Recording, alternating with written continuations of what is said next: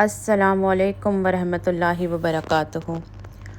इस साल यानी कि ईयर 2023 में अल्लाह सुब्हानहू तआला के फ़ज़ल से मुझे अपना पहला हज करने का मौका मिला और अल्हम्दुलिल्लाह खैर व आफ़ियत के साथ हमारा पहला हज मुकम्मल हुआ।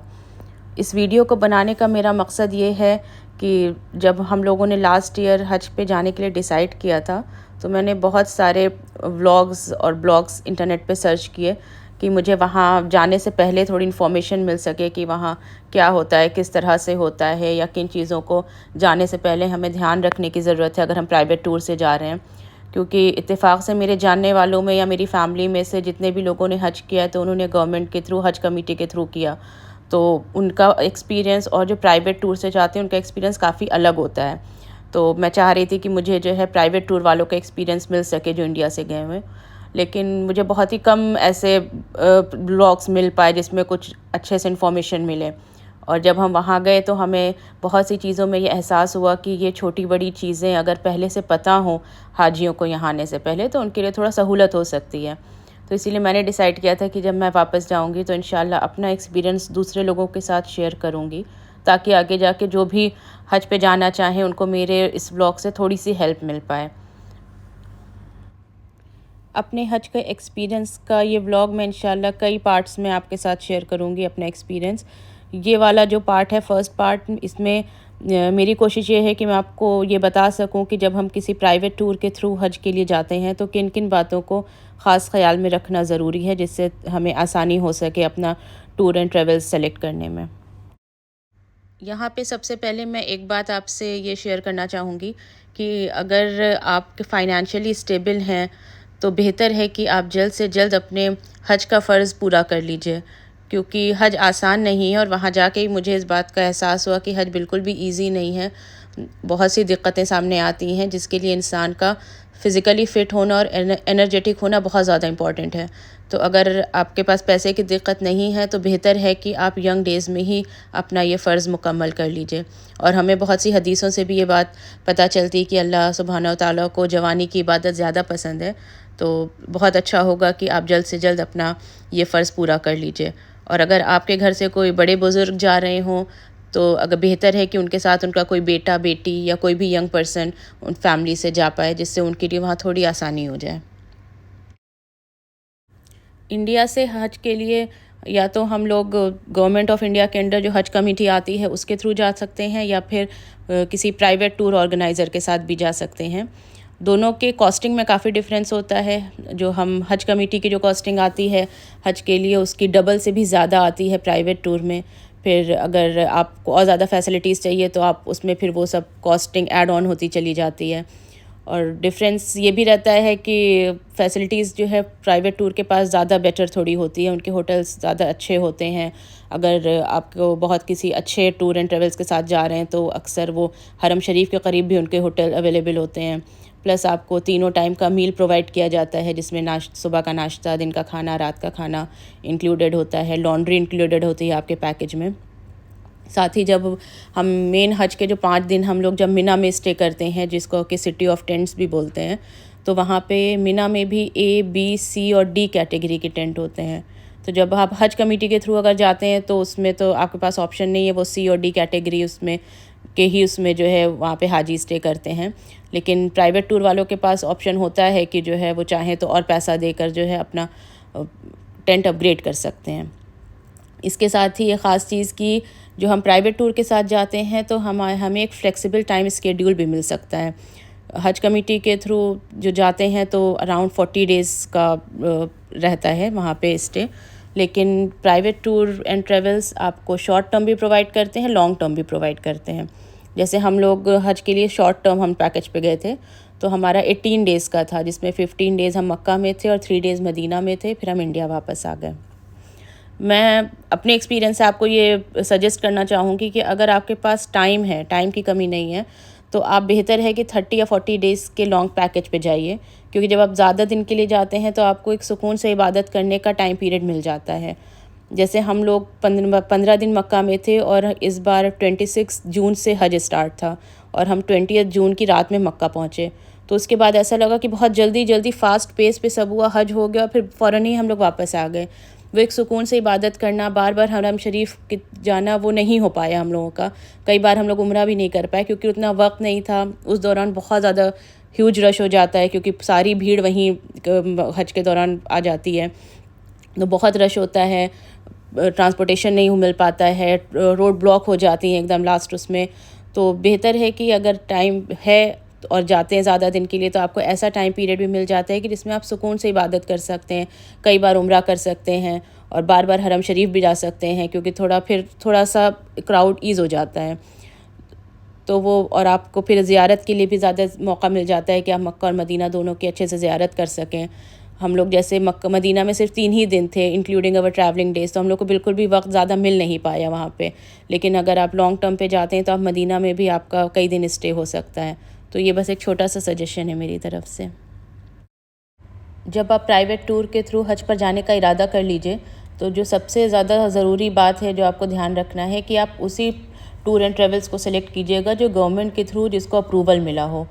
हज कमेटी की वेबसाइट पे कुछ महीने पहले ही उनकी लिस्ट आ जाती है जिनको हज कमेटी की तरफ से अप्रूवल मिला होता है, जो गवर्नमेंट के थ्रू ऑथराइज्ड होते हैं, तो उनके साथ ही जाना ज़्यादा बेहतर होता है। क्योंकि ऐसे आप किसी और दूसरे टूर वाले को सिलेक्ट तो कर लेंगे जो ऑथराइज नहीं होगा, लेकिन at the end of the day वो आपको किसी ऐसे दूसरे टूर ऑपरेटर के साथ ही अटैच करके भेजेगा जिनको कि गवर्नमेंट का अप्रूवल मिला होगा। तो वो आपके लिए भी ज़्यादा बेहतर नहीं है क्योंकि जब हम किसी टूर ऑर्गेनाइज़र से बात करते हैं तो हमारा एक उनसे रैपो इस्टेब्लिश हो जाता है, प्लस हमें पता भी चल जाता है किस तरह से पूरा ग्रुप मूव करेगा, किस तरह से कैसी फैसिलिटीज़ मिलेंगी। तो बेहतर होगा स्टार्टिंग से ही आप ऐसे टूर एंड ट्रेवल्स के थ्रू ही बात करिए जिनको गवर्नमेंट का अप्रूवल मिला हो। जब हम हज के सफ़र पे रवाना हो जाते हैं तो हमारा जो टूर ऑर्गेनाइज़र है जो जिनके थ्रू हम जा रहे हैं हज पे, उनका रोल बहुत मैटर करता है कि वो किस तरह से सपोर्ट करते हैं, किस तरह से आपको गाइड करते हैं वहाँ पर। क्योंकि अक्सर ये सुनने में भी आता है कि कोई प्राइवेट टूर एंड ट्रेवल्स ले गए अपने हाजियों को और वहाँ जाकर उनको डंप कर दिया, किसी तरह से सपोर्ट नहीं किया, किसी तरह से गाइड नहीं किया, हाजी परेशान हुए। तो इन सब चीज़ों को मद्देनज़र रखना बहुत इंपॉर्टेंट है। तो आप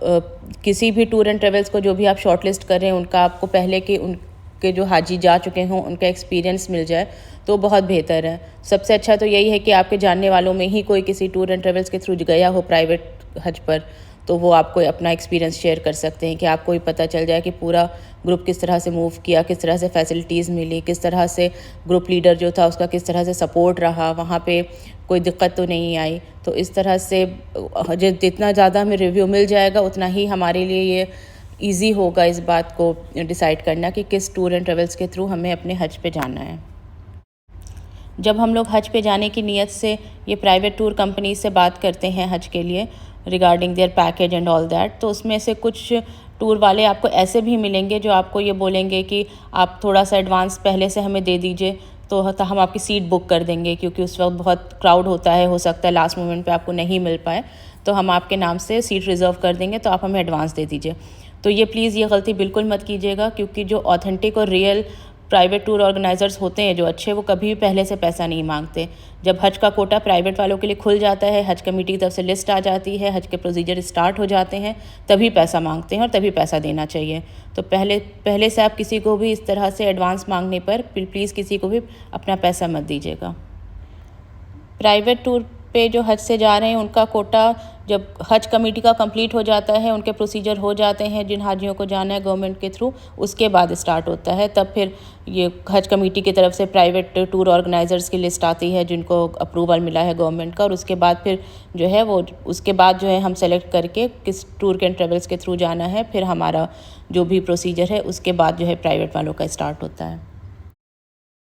आप जब टूर ऑर्गेनाइज़र से बात कीजिएगा तो उनसे सबसे पहले इस बारे में ज़रूर पूछिएगा कि वो जो होटल दे रहे हैं उसका एग्जैक्टली क्या नाम है, कौन सा होटल दे रहे हैं, उसमें क्या क्या फ़ैसिलिटीज़ हैं, वो किस एरिया में है। क्योंकि अक्सर जो है टूर ऑर्गेनाइज़र्स एक जनरल स्टेटमेंट दे देते हैं कि हाँ होटल अच्छा है, करीब रहेगा, आपको हरम शरीफ के पास है, वॉकिंग डिस्टेंस है। लेकिन जब हम वहाँ एक्चुअली जाते हैं तो हमें एहसास होता है कि जिसको वॉकिंग डिस्टेंस कहा गया था वो एक्चुअली वॉकिंग डिस्टेंस नहीं है, काफ़ी दूर है। तो आपको जब पहले से पता होता है कि होटल का नाम क्या है, वो किस एरिया में है, वहाँ से कितनी दूरी है हरम शरीफ की, ट्रांसपोर्टेशन फैसिलिटीज़ किस तरह की हैं, तो आपके लिए बेहतर हो जाता है। क्योंकि अभी जो हज है वो गर्मी के सीज़न का पड़ रहा है और सऊदी अरब में बहुत ज़्यादा गर्मी होती है, शदीद गर्मी होती है, तो थोड़ी दूर चलना भी आपके लिए दिन में बहुत मुश्किल होता है इसमें।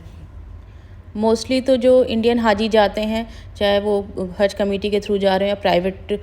कंपनीज़ के थ्रू जा रहे हों, उनका जो स्टे होता है, उनका जो होटल होता है वो अज़ीज़िया करके एक जगह है, वहाँ पर होता है मक्का में। लेकिन कुछ बड़े जो टूर ऑर्गेनाइज़र्स हैं वो अक्सर हम हरम शरीफ के पास भी देते हैं, और डिपेंड करता है कि आपका टूर ऑर्गेनाइज़र कौन है और कितने का आपका पैकेज है। जितना हायर साइड पैकेज रहेगा ज़ाहिर है उतना ही आपका बेटर होटल और उतना ही बेटर एरिया होता है। लेकिन अगर अज़ीज़िया में भी हैं और आपका टूर ऑपरेटर आपको वहाँ भी एक अच्छा होटल दे रहा है, प्रॉपर ट्रांसपोर्टेशन फैसिलिटी दे रहा है कि जब आप हरम शरीफ जाना चाहें आपके लिए ट्रांसपोर्टेशन अवेलेबल है, तो उसमें भी कोई दिक्कत नहीं होती। लेकिन आपको ये सब चीज़ें हर चीज़ पहले से पता होनी चाहिए, तो आपके लिए वहाँ पे आसानी हो जाती है जाने से पहले। जब हम अपना टूर एंड ट्रेवल्स फ़ाइनल कर देते हैं किस ऑर्गेनाइज़र के थ्रू हमें हज पे जाना है, तो जब प्रोसीजर स्टार्ट हो जाता है तो इसमें एक सबसे इम्पॉर्टेंट रहता है मेडिकल का, क्योंकि सऊदी में एंट्री के लिए आपको कुछ मेडिकल टेस्ट होते हैं जो कि आपको पहले से करवा के जाना होता है,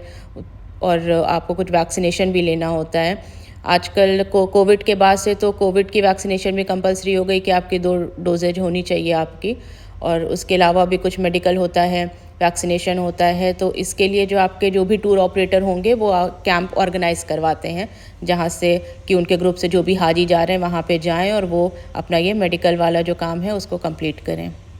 बेहतर होगा कि जिस भी प्राइवेट टूर्स एंड ट्रेवल्स को आप सेलेक्ट कर रहे हैं वो आपकी सिटी का ही हो या फिर कहीं आसपास का ही हो, ताकि जब भी वो मेडिकल कैंप लगवाएं ये मेडिकल टेस्ट और वैक्सीनेशन का, तो आप उसको अटेंड कर सकें। क्योंकि किसी दूसरे शहर का होना और दूर से अगर होता है तो आपके लिए दिक्कत हो सकती है। जैसे हम लोग गाज़ियाबाद में थे और हमारा जो टूर एंड ट्रेवल्स जिनके थ्रू हम लोग गए थे वो लखनऊ के थे, तो हम लोगों ने अपना मेडिकल वगैरह अलग से जाके गाज़ियाबाद में ही करवाया, वहाँ के गवर्नमेंट हॉस्पिटल में हो तो गया था, लेकिन थोड़ी दिक्कत हुई थी। लेकिन अगर वहीं जब कैंप लगता है तो उसी ग्रुप के सारे हाजी आते हैं, ग्रुप ऑर्गेनाइज़र रहता है, तो वहाँ पे भी चीज़ें ज़्यादा सहूलत के साथ हो जाती हैं। तो अगर पॉसिबल हो तो बेहतर यही है कि जो आपका टूर ऑर्गेनाइज़र जब मेडिकल कैंप लगवाए तो आप उसको अटेंड कर लीजिए और उसमें ही अपना मेडिकल का और वैक्सीनेशन का काम करवा लीजिए। हज पे रवाना होने से कुछ दिन पहले जो आपके टूर ऑर्गेनाइज़र होंगे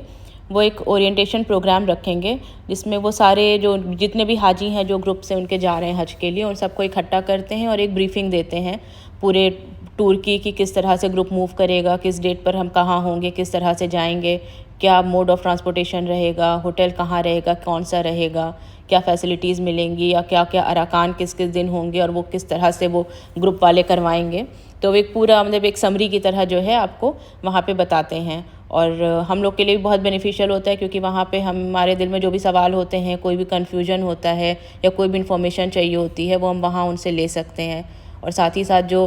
पूरा ग्रुप जो हमारे साथ पूरे हज के दौरान रहेगा उनसे भी मुलाकात हो जाती है। तो ये हज का ओरिएंटेशन प्रोग्राम बहुत अच्छा और इम्पॉर्टेंट होता है अटेंड करने के लिए, तो आप ज़रूर अटेंड कीजिएगा। ये वीडियो मैं अब यहीं फ़िनिश कर रही हूँ। इसमें जो मेरा मेन मकसद था कि अगर प्राइवेट टूर के थ्रू हज पे जा रहे हैं तो उसके लिए क्या इंपॉर्टेंट इन्फॉर्मेशंस और टिप्स हो सकती हैं वो मैं अपने एक्सपीरियंस के थ्रू आपके साथ शेयर कर सकूं। उम्मीद है कि मेरे इस वीडियो के ज़रिए आपको कुछ हेल्प मिली होगी, और अगर आप प्राइवेट टूर के थ्रू हज पे जाने के लिए आपके जहन में कोई ऐसा कोई सवाल है जो आप पूछना चाहते हैं तो प्लीज़ आप कमेंट सेक्शन में बताइएगा। मैं इंशाल्लाह पूरी कोशिश करूँगी उसका रिप्लाई करने के लिए, और इसके आगे फिर भी मैं जो है इसको कंटिन्यू करूँगी दूसरे पार्ट्स में। तो इंशाल्लाह अपना जो भी पूरा हज का एक्सपीरियंस है जिससे दूसरों को बेनिफिट हो सके मैं वो सब शेयर करूँगी इंशाल्लाह ताला। अस्सलाम वालेकुम वरहमतुल्लाहि वबरकातुहू।